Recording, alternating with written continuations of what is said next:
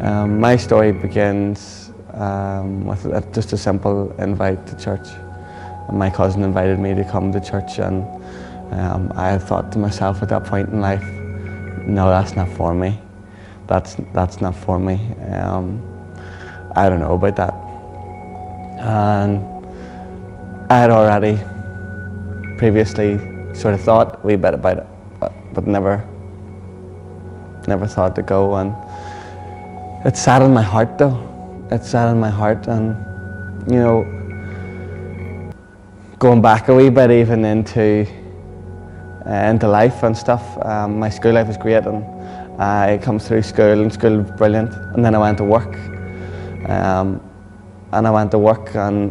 I had two and a half years of just a hard time. 2.5 years of abuse, and that really had affected me. Affected my confidence levels and all sorts of things. It affected so much stuff, and I play drums, and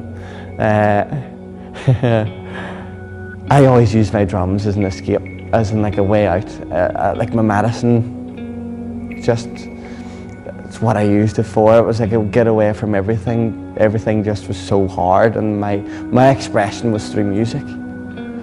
And I started to play heavy metal music, and got myself into rock bands and different bands, and nothing could ever fill me. Nothing could ever fill what was in here. Nothing. And I mean, I travelled the whole, you may say, the rock and roll lifestyle, and it's so empty. It just is so empty. And I used my drums as my medicine, and whenever I got my invite to church, I was not in a good place. I was very heavy drinking, and I dabbled a wee bit in drugs, and I was so lost and broken. But yet, in the outside world, like, I was this big dude that was doing so well, but inside I was so broken and empty and lost, and nothing could fill it, no matter how hard I tried. And then back to my invite to church, I got that, and I said, I don't know. She says, you should come. They all look like you. And I was like, what? I had piercings and had long hair, and I was like, no, I'm not going. But something resonated that day in me about going, and I thought, I'll give it one go. Only one shot, that's it. And I came to church that morning, and I'll never ever forget this, and this will stick to me.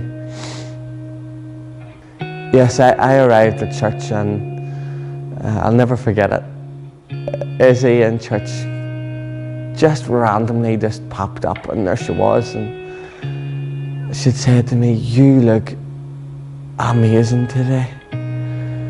And that hit me so hard, because I had travelled through so much stuff, and I was nearly, I just know, at that time I had no emotions, and I was just so cut off from everything. I was using everything to mask that emotion, that emotions in me, and she had just hit me with kindness and love. And that impacted me so heavily coming into church, and I didn't even know how to say thank you. I just looked at her. I was like, wow. And I walked in through the church doors, and I just felt this big heat just wrap around me. And it's funny, because on the wall it said, welcome home. I just cried. Something just broke in me.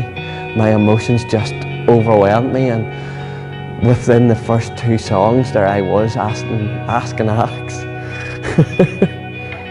am I supposed to do this? Is this what church is? What is this? And she said, just let whatever's going to happen, happen.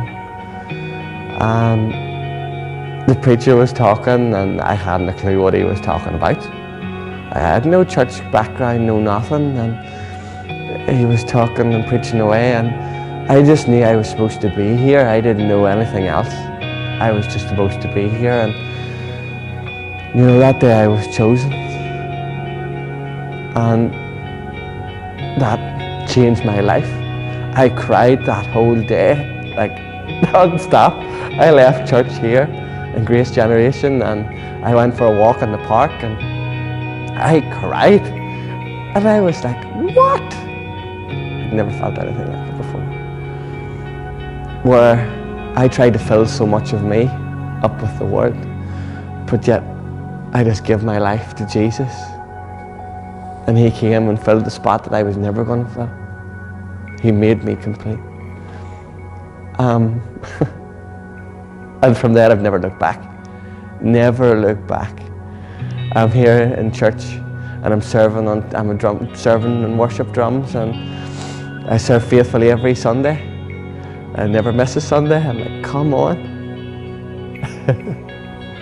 It's absolutely amazing, and we're such a family in this church.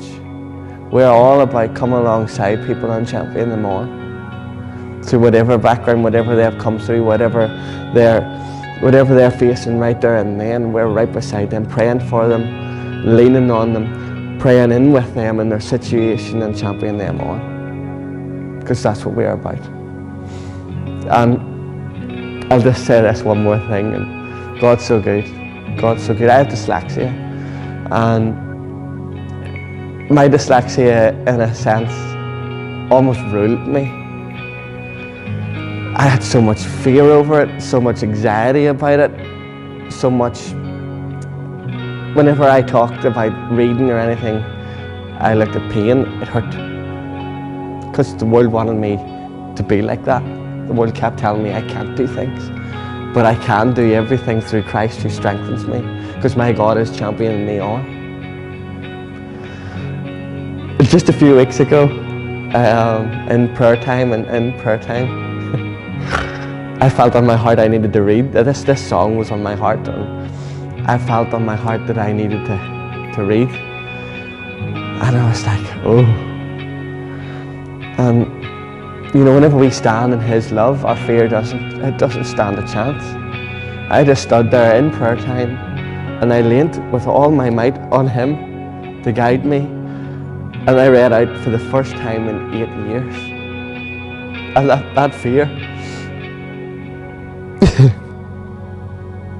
that fear was broken with just a bit of obedience. And the walls are coming down, because our God is the God of restoration.